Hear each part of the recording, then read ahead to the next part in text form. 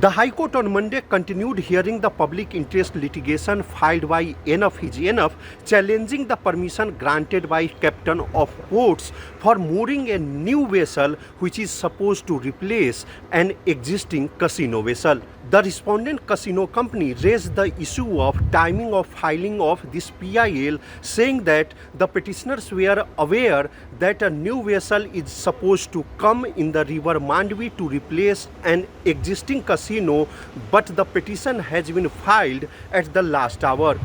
The respondent casino company also contended that there is no bar on extending the capacity of the casino vessel.